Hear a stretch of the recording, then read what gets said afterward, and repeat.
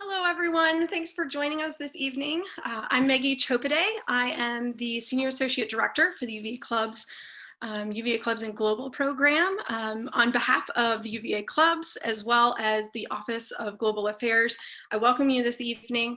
We're really excited to have you and to be able to get to know you a little bit this evening as we discuss some great topics.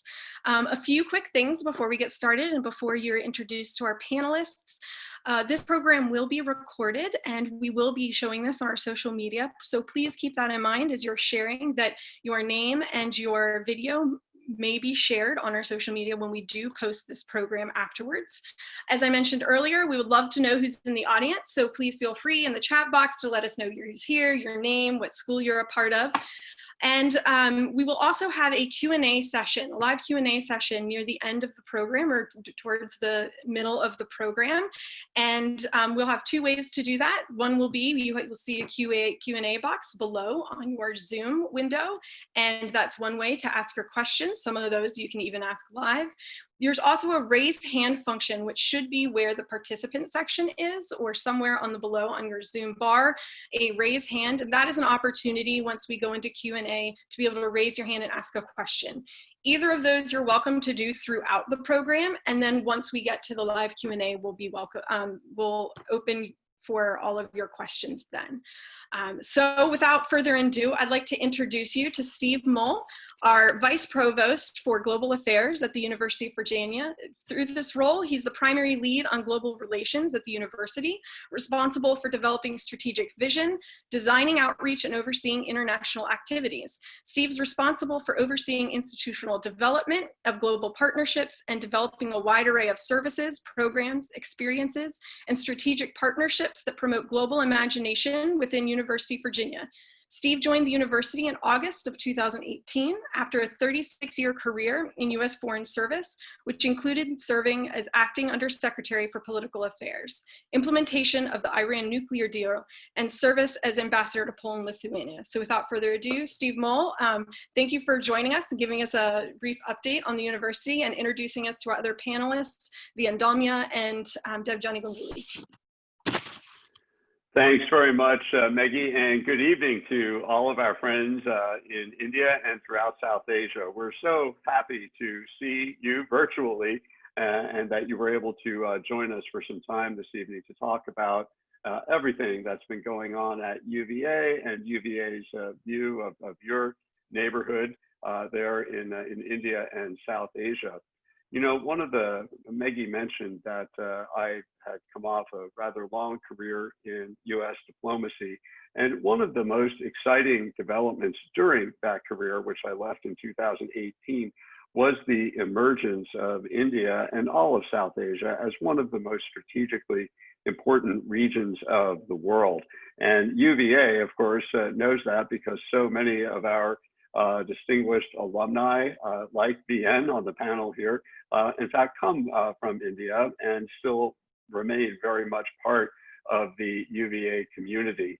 I was so convinced about the essential importance of the region to UVA's global future that I planned actually to come to India for a week in March that unfortunately I had to cancel because of the pandemic. So that's how the pandemic has affected me.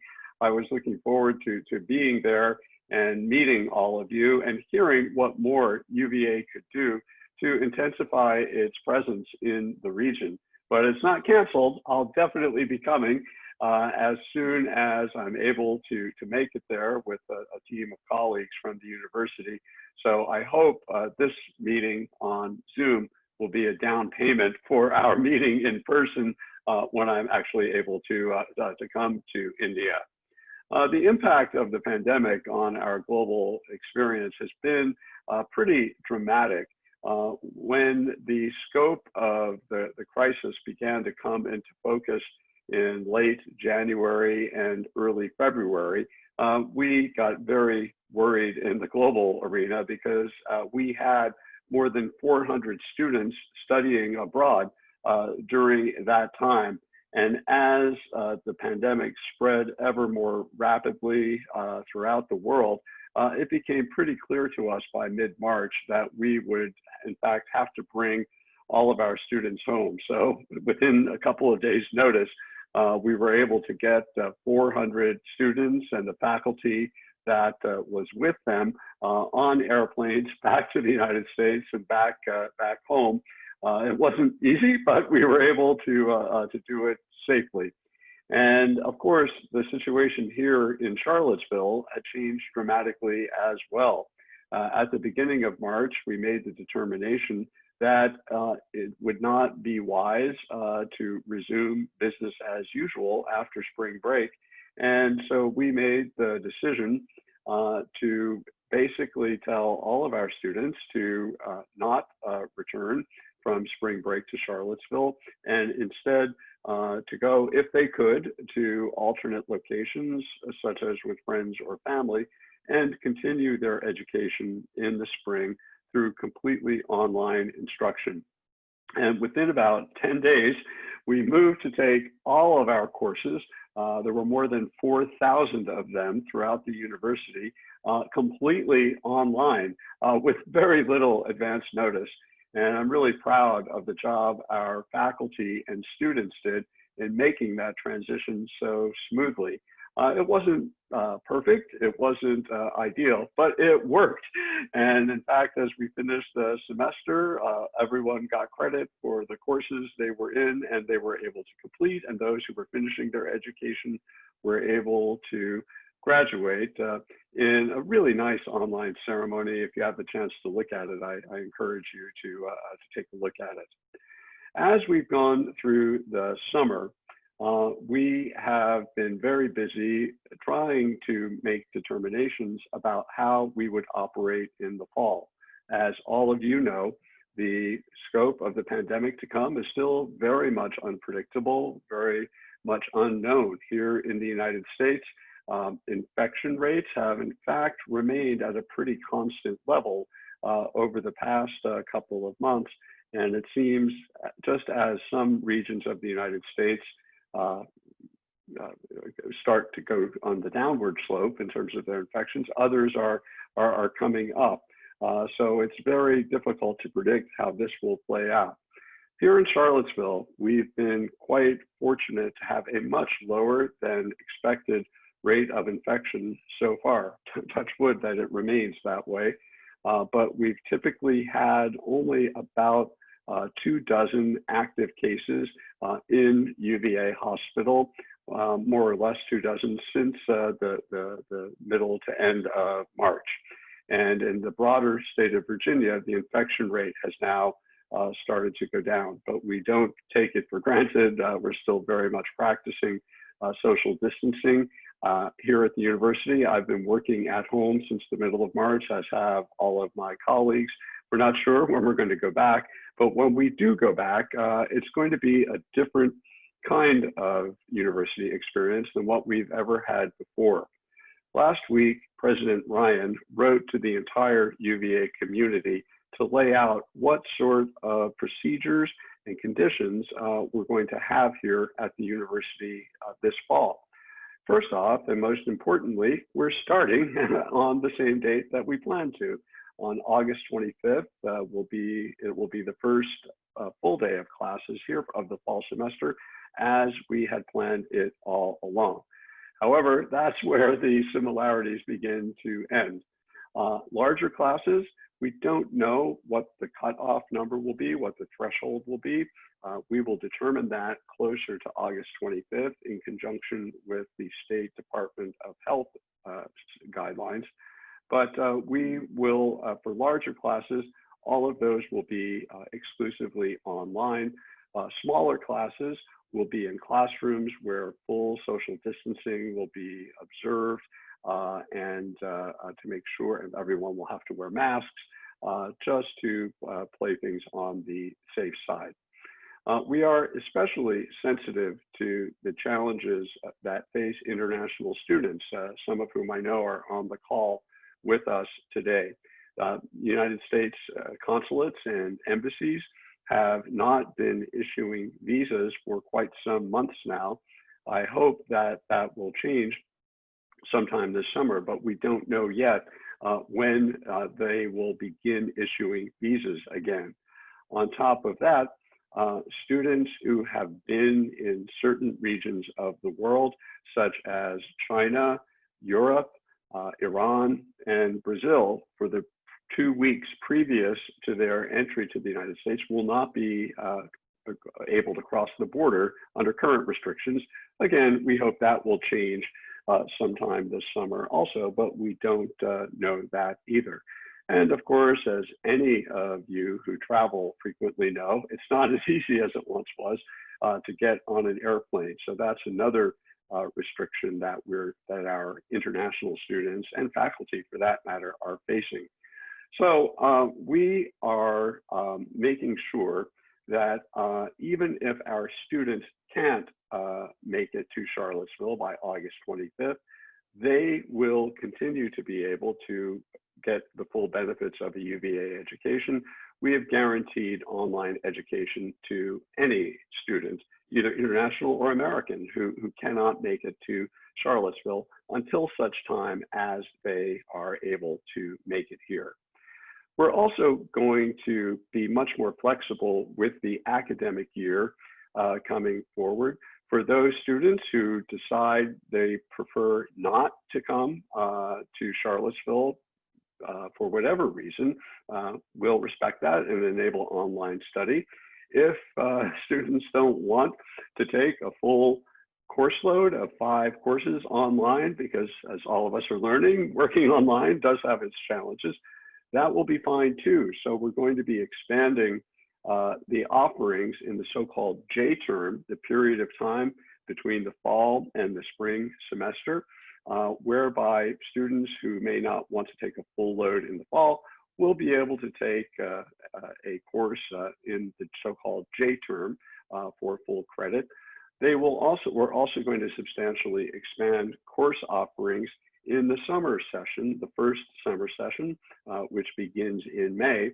So students can also take additional courses in the summer session, so that by the middle of the summer, they will have been able to complete a full load academic year, earning 30 credits for the whole academic year, and the tuition will be the same. They won't have to pay more to take the J term or the summer classes. So we're hoping that flexibility will make it easier for our students to study. Additionally, because we don't know what the risk of the pandemic will be at Thanksgiving, we have decided that we will end all online, all in-person instruction as of Thanksgiving in late November, and classrooms will be closed until the resumption of J term in January. That will prevent students from traveling back and forth a lot during usually what's one of the most highly traveled periods during the year. We will have special challenges dealing with residence halls and sports facilities and dining halls. We're in the process of coming up with very strict regulations and very strict procedures. We will have a substantial testing program in the fall. We will also, as I mentioned, maintain strict social distancing all across grounds. We will allow students to have roommates as usual and live in double rooms, but all of the students who live in the residence halls will have assigned bathroom facilities, shower stalls, sinks, etc. That they will have to, the use of each sink, for example, will be restricted to a very small number of people in each residence hall. All of this will depend on having our students invested in all of this. And so throughout our orientation period in the summer and throughout all of our communications to students, we're going to be emphasizing the special responsibilities our students have in maintaining community standards to protect themselves and everyone else. We have a proud tradition here at UVA of student self-governance, and so we're counting on students to take that to an even higher level. So all of this together is going to make UVA this fall like no other time in its history. But some things won't change, and that's the high quality of the education that we are guaranteeing to our students. And any of you who are planning to come back here or who are planning to come here for the first time, you can be absolutely certain you're going to get an outstanding education. As I mentioned earlier, I'm so proud of the job our faculty has done in transforming their instruction to this new online environment. And we've learned a lot of lessons through the summer. We're in fact learning what can we do even better. And I'm confident that all of you who participate in courses will be able to see the benefits of that fairly early on. Just a few final thoughts before I turn it over to my very distinguished panelists here. The global experience, many people, I'm sure you're seeing this in South Asia, and I know other regions of the world are as well. And really, this is something that's happened throughout history. Whenever there's a pandemic, it's a natural human reaction to become fearful of outsiders, fearful of engagement with the rest of the world. We believe that, in fact, if anything, this pandemic has shown us the absolute necessity of global engagement around the world. When we fight challenges such as pandemics, such as migration challenges, such as humanitarian challenges, terrorism, drug smuggling, trafficking in persons, all of these very pressing security challenges that we face in the world don't belong to individual countries. They cross borders quite easily. And the only way we're going to solve these challenges is by crossing those borders ourselves to work with partners around the world. And so even though it's harder to get on an airplane or to cross a border these days, it means that here at UVA, those of us who are responsible for global education have to work that much harder to maintain the global focus of our engagement as a university. So it's probably likely that there will be fewer students who want to study abroad in the coming year. We know that our international students may have doubts about coming to America.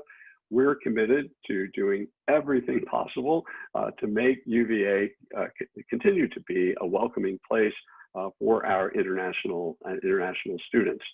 For those students who are here who are unwilling or unable to participate in study abroad programs for the next year, we're going to be expanding opportunities to create what's known as a global classroom, where we bring faculty and their students here at UVA in partnership with international faculty and international students to co-teach classes together, so students can still have that global kind of experience and engagement that's so important to education. So we're going to keep growing opportunities for that. And I'm absolutely convinced that even though this has been a challenge, we're going to be a lot stronger and a lot more effective as a university because this pandemic has forced us to learn all kinds of new tricks and all new ways to engage that in the end will just make us a much better university. And I want to thank all of you in advance for your partnership and friendship for us during these challenging times. I really look forward to hearing from you what we can do, especially as we look to grow our presence in India. Now, I'd like to turn the floor over to our panelists here today. Let me just briefly introduce them. I hope you've already read their very impressive biographies online on the invitation that Maggie sent around. First, I'd like to introduce Professor Debjani Ganguly. Debjani is actually quite personally important to me because she was on the search committee that recommended hiring me for this job.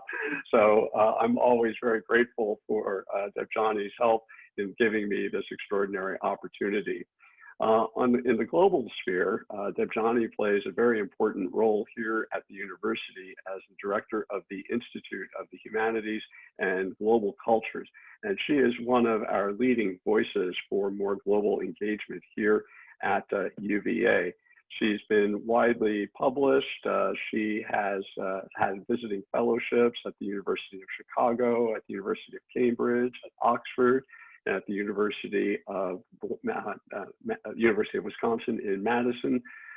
She was also on seminar faculty of the Harvard Institute for World Literature. Debjani is working on a really exciting sounding book right now called Catastrophic Form at the Limits of the Human. I hope she'll be able to tell us a little bit about that, talking about the human condition as we find ourselves plunged into ever more extreme challenges. And there's certainly been no shortage of extreme challenges around the world. And after Debjani speaks for a few minutes, I will then turn the floor to somebody who needs no introduction to all of you, V.N. Dalmia, who is a graduate, got his MBA at Darden in 1984, and is one of the most renowned Indian business leaders of really of a generation, if not longer, with his internationally renowned olive oil business and automobiles and travel and tourism. But we're really grateful to VN for really remaining engaged here with UVA.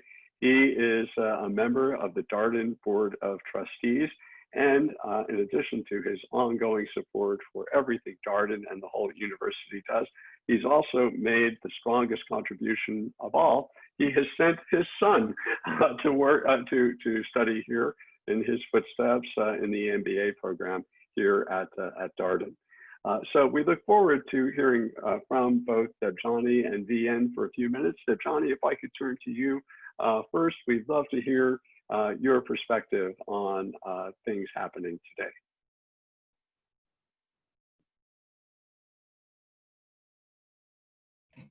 Thank you. Thank you, Steve. And it's just delightful and a privilege, really, to be able to talk to my my country people. I grew up in Bombay. Bombay is my home. I go there at least twice a year, and I regret that I can't visit it for a while now. I've personally had a very global life: Bombay, Australia, Cambridge in the UK, and now at UVA. I've been in UVA for the past 4.5 years, and as Steve says, that I've been involved in a lot of collaborative exchanges about what it means to pursue a mode of education research in global terms. In terms of the current crisis, Steve did mention that the teachers, the faculty here had to almost overnight transition into an online mode of teaching. And I had to definitely do that. I was involved in teaching what is a very prestigious series of seminars that are open campus-wide across grounds, called the Pavilion Seminars. So we typically do them in, the seminars are based on very large topics of global importance, universal human significance. So I began teaching a seminar on humanitarianism in January, little knowing that in the middle of it, we would confront and encounter humanitarian crises of planetary proportion. So there was nothing in my syllabus about pandemics. And as we were looking at sites of humanitarian crises around the world, sites of war, genocide, here were my students coming to the seminars, themselves being affected by the humanitarian crisis that was unfolding in the US. To give you just one example, one student wrote me to say that overnight both her parents had lost their jobs, and she was scrambling to make ends meet for the family. And so suddenly a crisis, another student lost both his grandmothers within a week. So suddenly an academic topic of humanitarianism acquired a personal face in ways that certainly our students have rarely encountered. And we improvised the syllabus. I took them through the history of past pandemics, the Spanish flu. Everyone was looking for answers because of the unprecedented nature of the crisis. Then the students had to confront another thing that I had to on the run develop was a certain module of public health. Why is there a public health crisis in the US? So just to give you an example of the ways in which we were shaken by the crisis, but we also adapted to it and used every resource that we needed as teachers, as students, as researchers, to really grapple with the enormity of what we were facing. So I'm very happy to take further questions on any queries you may have about how we're going to deal with the fall semester. What would it mean to be a student in the fall semester? I just want to add another just one other anecdotal event here. Just before the pandemic hit, our institute had began collaborating with two institutions in India. One was Ashoka University, and another was is a very prestigious center for studies in developing societies in Delhi, both in Delhi. And we had developed a research program to address issues of borders and several crisis of democracy. And while this crisis has in some senses come in the way of our face-to-face meetings, we had set up a series of meetings. We have now incorporated all of our concerns, research concerns, under the topic of the pandemic. It's what has the pandemic revealed about other kinds of global crises around the world, and how they illuminate really the fault lines and the fractures that are really common to our two countries. So that's where we are at, and we are in regular conversation with colleagues from Delhi, colleagues from Bombay, colleagues from Chennai, and we look forward to staying in touch.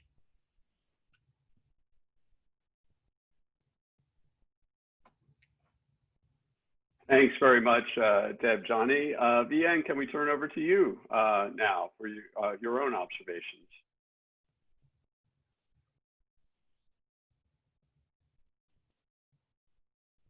Oh, you're on mute, Vian. Everybody's doing that. Hello, everybody. I've had a long and varied corporate career in India. And I've seen India move from an era of socialism to market reforms and a market economy. My time at UVA at the Darden School, I have characterized as a transformational experience, and probably arguably the best years of my life. And I would like to say about the current time that there is really no better time to apply for an academic program. Because, firstly, in UVA, you don't have the problems you have in densely packed, crowded cities. The density is much lower. And so the incidence of the pandemic is much lower in Charlottesville than it is in other large cities of the US. Secondly, as far as graduate study is concerned, it is an unprecedented time. There has never been a time when admission requirements have been so flexible. At Darden, for instance, the admission requirements have been modified, and Darden does not require the GMAT or GRE. This year, they are accepting the national standardized tests along with the undergraduate scores for consideration to admission. It's unprecedented, and that is perhaps what other graduate schools are doing as well. So this time is never probably going to come again. They're also saying that, well, you can join in August, or you can also join in January and do an accelerated program and graduate with the class of 2022. I think that for people who are entering the job market now, it's perhaps a challenging time. But I think people entering school now are going to be graduating to a very different environment. And I think that a lot of changes are going to take place. For instance, companies are looking to cut costs.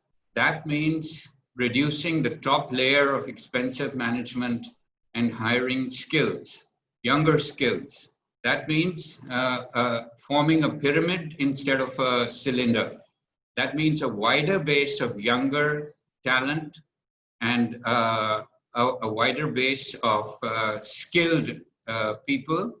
And they're going to be looking to hire these people as they come out of the pandemic. I think that's all I want to say for the moment. Steve, back to you. Thank you. Thank you very much, BN. Before we turn the floor over back to Maggie to have some questions from the floor, Debjani, I wonder if I could ask you what, if you know, when you look at what's going on in the world today, not only the pandemic, but the shocking developments here in the United States with the murder of George Floyd and other people of colors, which have actually brought about a huge outpouring of almost exclusively peaceful protest, not only here in the United States, but around the world. And of course, as Vian mentioned, the economic disruption of what the pandemic's brought about has really been unprecedented in my lifetime. So I wonder if, Debjani, given your humanitarian outlook, your talent and skills as a literary analyst, do you look at all of these depressing events through any other kind of lens? Is there anything of hope in what's going on right now? Yeah, thank you, Steve. History has generally shown us that very precarious, turbulent times have generally led to certain radical transformations once we are able to process the catastrophic moment that we are going through. And actually, while we are in the midst of it, there are a range of psychosocial responses that you will see playing out. That one hopes, I certainly don't despair about there are lots of things to be anxious about, worried about, but there are some things that we do have some control over. One, for instance, is that there will be a medical breakthrough with the pandemic. The closing down of the economy is not going to last forever. So it's a matter of keeping that perspective in mind. The more realistic we are about the expectations around our everyday and adapt to it, rather than kind of being, giving into despair. I think I'm connecting with as many friends, colleagues, students as possible in this online mode, and talking through the crisis. In terms of the racial ferment here and the general pushback, against all kinds of social injustice. I actually feel that we are living through historic times. It's momentous. It's as momentous as the social reform and revolution movements during the 1960s. The real energy that you see among the youth in our country and elsewhere. It's extremely heartening. And as you say, that another thing that I found very heartening here was actually looking at the profile of the Black Lives Matters protesters. So they are a coalition of all races. So despite the country's leadership trying to divide on the basis of hard racial barriers, borders, you actually have a reality where you see that really the majority of this country's population, many energetic young people are coming all out to actually give us hope in the name of a universal humanity, of social justice for those who have had generations of disadvantage structure. So I am hopeful that we will have a more vibrant democratic structures around the world. We will have a lot more consciousness about suffering beyond our own limited paranoia or insecurities. The whole public health issue is a matter of caring for people around you, all precautions that we take. It's not just for our sake. And I'm optimistic. I'm optimistic. We're going to go through a very difficult period for a year and a half, maybe 2 years. And I haven't even begun to talk about those, those who are genuinely at the forefront of the humanitarian crisis unfolding, the migrant workers in India, the 30%, the bottom 30% of this country that have lost their livelihoods. So we just have to live with the interconnectedness of our various setbacks, of our various sources of discomfort, sorrow, grief, and hope. Well, thanks, Debjani. That's a very uplifting message during these challenging times, and I certainly share your point of view. I live in Crozet. Many of you know it's a small little village to the west of Charlottesville, very much in southern American culture. And in the aftermath of the killing of George Floyd, I was amazed to see 100 protesters, mostly white, frankly, of every age group, lining the streets in the small little town to express their demand for an end to the racism that we've seen in some of the police work. So that many people could be alarmed, I took great encouragement from. So I think your observations are absolutely right. Vian, can I ask for the perspective in India?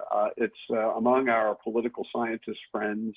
They've all been commenting on the growth in populism, in nationalism, certainly here in the United States, in many parts of Europe, Australia, and of course, there have been reports of strengthening nationalism and populism in India as well. Do you see that, first of all, do you think it's accurate?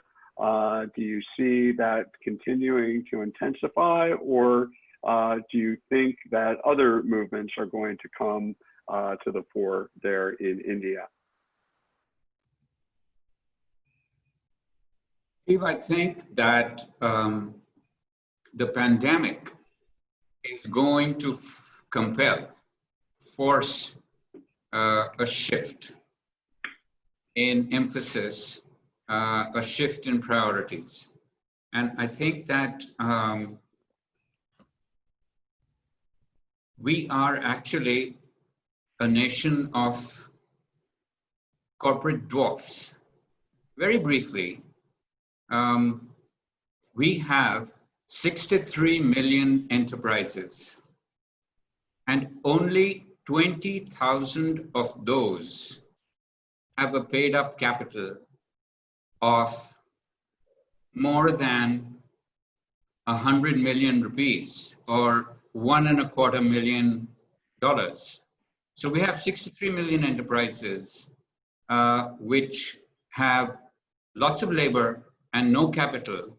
And we have 20,000 enterprises which have lots of capital and no labor. And they don't have labor because employers are hesitant to hire labor because they won't be able to fire them. So if we're talking about nationalism and we're talking about this in the context of the recent clashes with China on the India-China border, I feel that it's not military strength that is the answer. It is economic strength. And I feel that we have to move away from our recent trend towards protectionism and recognize interdependency if we want investment and if we want to trade with the world. So I think, in short, answer to your question, the pandemic will lead to either a V or a U-shaped recovery.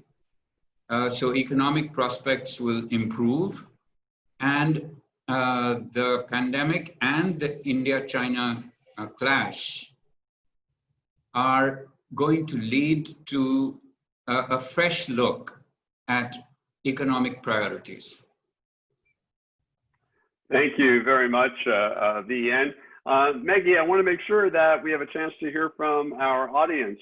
Can I turn it back to you to toss us some questions?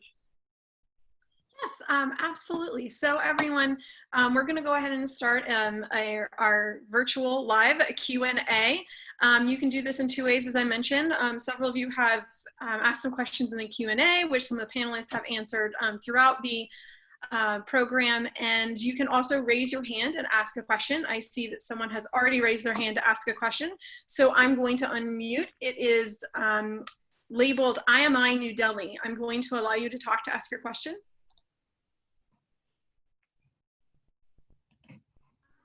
Hi, this is Himadri Das.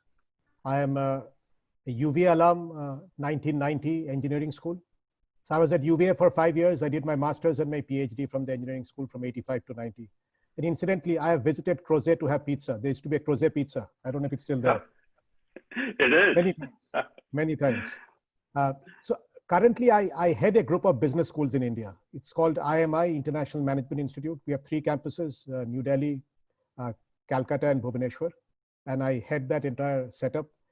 And Steve, you have been talking about the intent of UVA to dig deeper roots into India beyond alumni and beyond international students, to do something more on the academic front. And this is something I've been very keen about. VN is a dear friend. I've been talking to VN about this also. And now that you are here in your official capacity as the head of the global outreach, I would like to do something with my business school and being a UVA alum myself with Darden. And very specific, I have 2 specific things in mind, which are relatively small things to start off.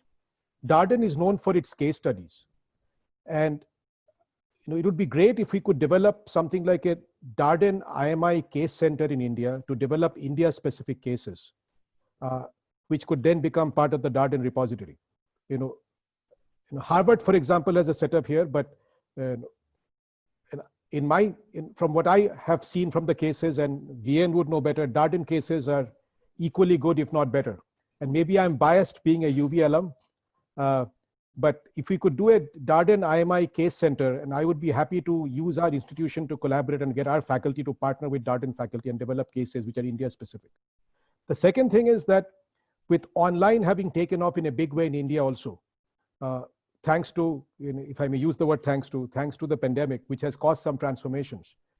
I think there is a very ripe market for executive education where the consumer is willing to consume that in an online form, which was kind of not very common in India earlier. They wanted to come into a classroom, have that face-to-face feel, but we are seeing it change already. We have launched a few online programs and they're working.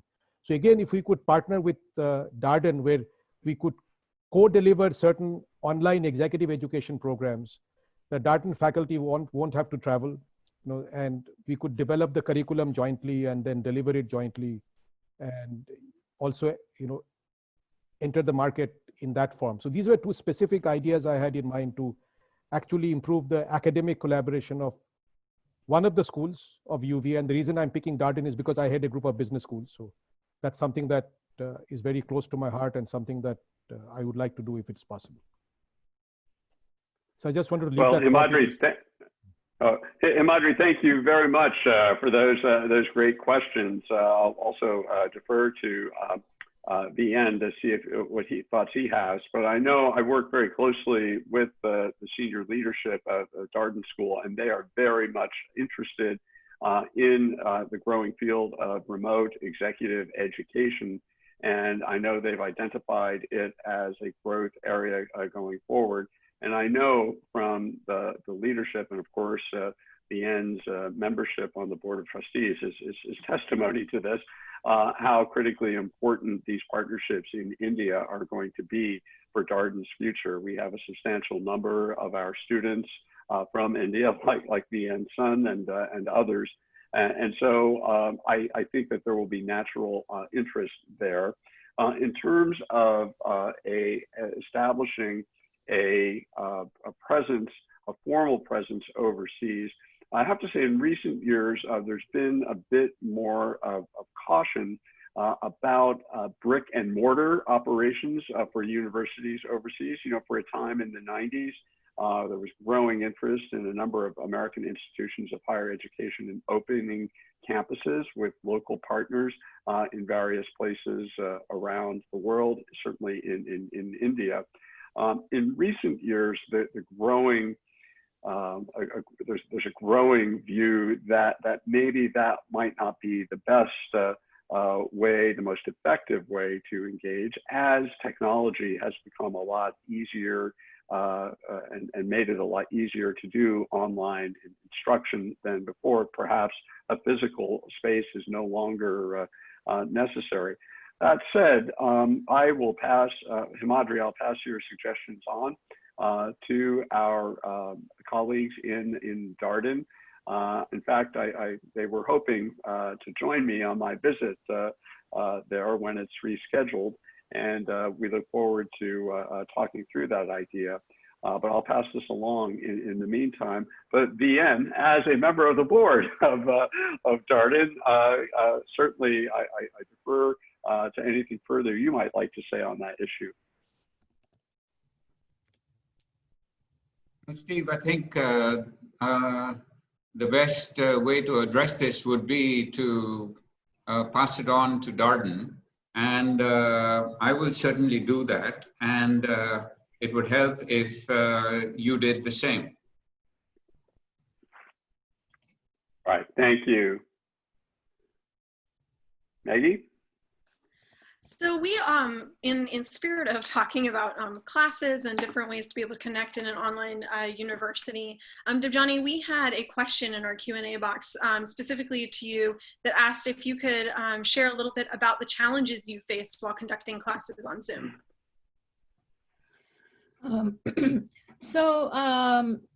I taught a graduate seminar. And I can talk about that experience. I've not had an opportunity to teach a very large class on Zoom.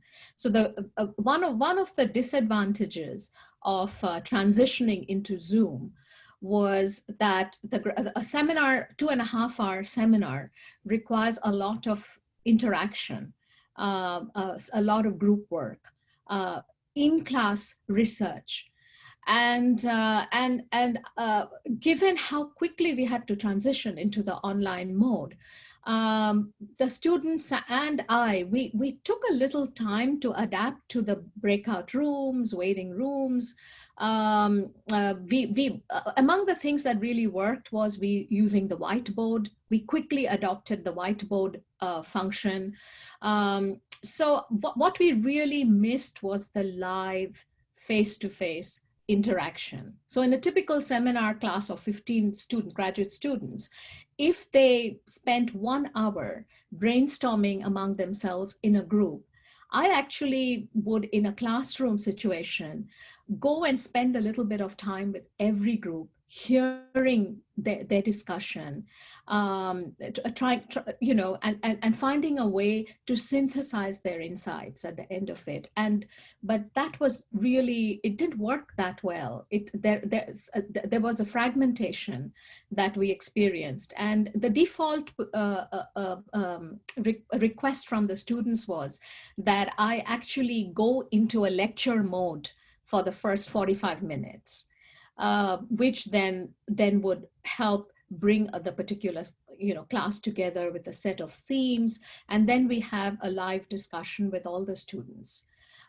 It seemed to work. I think we did the best we could, the material, but I give me a live class room any day. I think there are sparks that fly.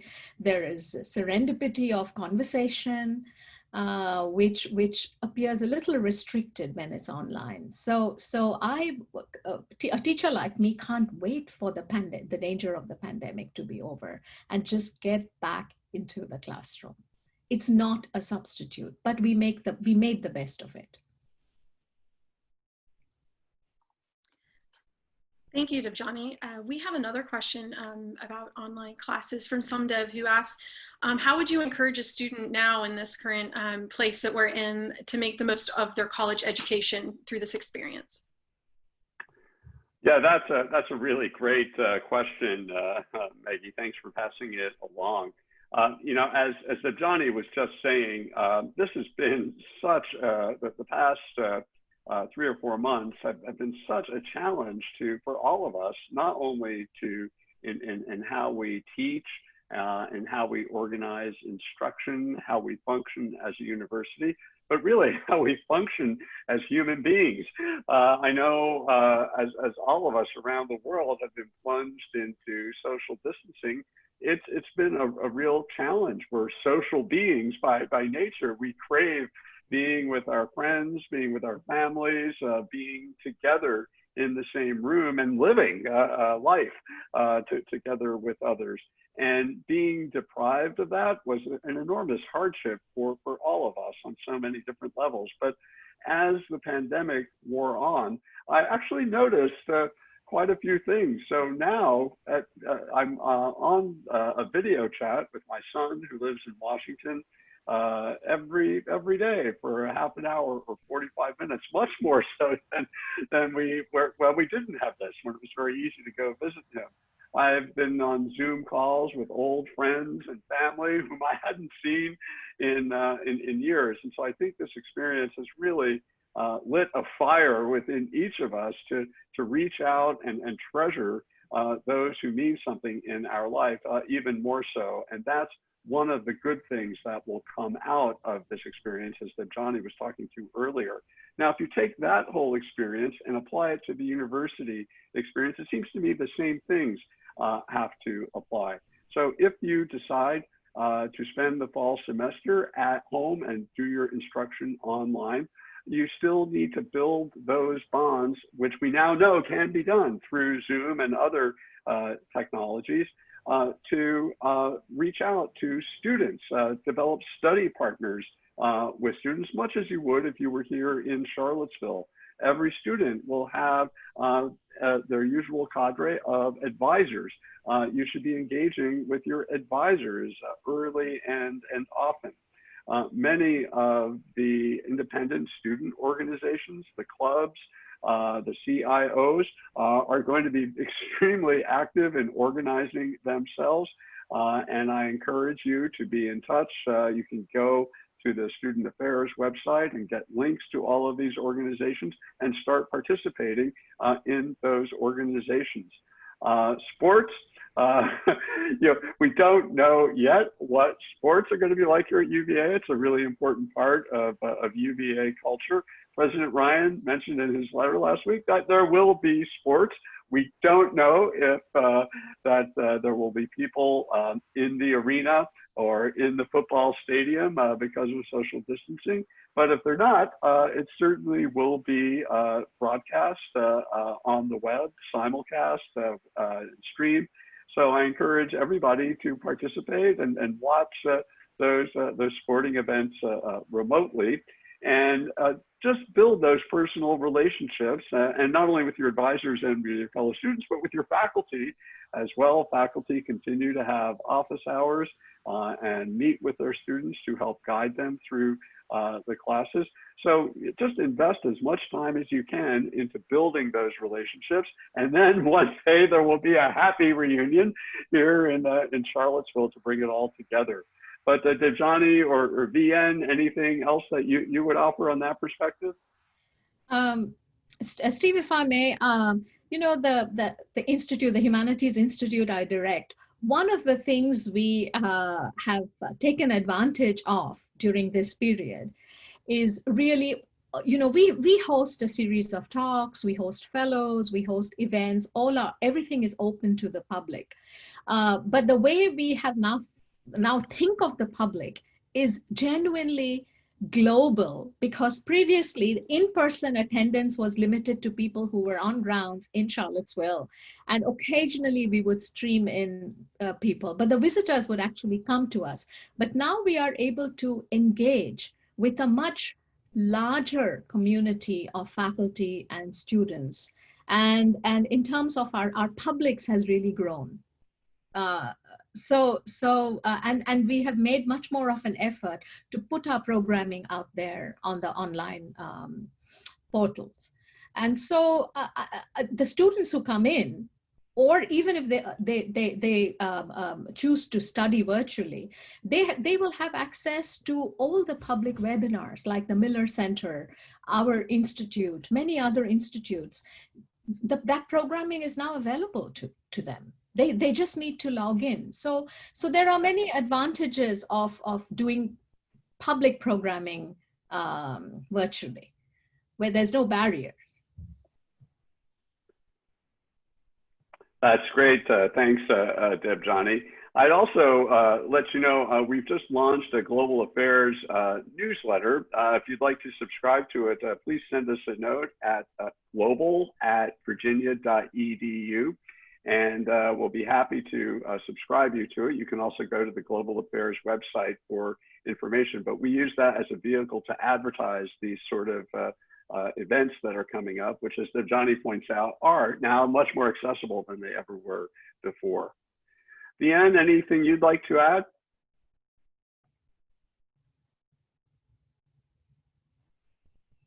No, Steve, I think Debjani said it very well. I think the limitations of distance have been removed, and people now don't have to travel from one country to another in order to have a meeting. And the same applies to classroom situations. More than half, well, I mean, from March onwards, the entire academic curriculum at Darden was conducted online. And I think that tells us where things are gonna, what can be done and where things are gonna go if, you know, there is a lockdown situation. But I'm really pretty hopeful that it's going to come under control, and it's going to peak and then decline, as it's already doing in many places.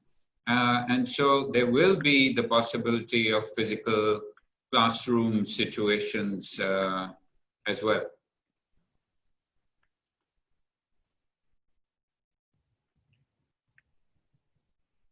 Maggie?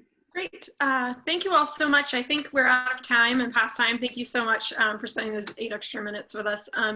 First, thank you all so much to our panelists for joining us this evening and morning with us and sharing your thoughts and insights. And we will be sharing the link to this recording later on in the week, which is on the uvaclubs.virginia.edu. You will be seeing an email sent out shortly, which will have a survey. We would love for all of you to answer that, just to give us an idea as we move forward with programming and what you'd like to see going forward. So thank you all so much for joining us. Thank you again, panelists, for sharing with us, and we look forward to seeing you again soon. Thank you. Bye-bye. Thank you. Bye.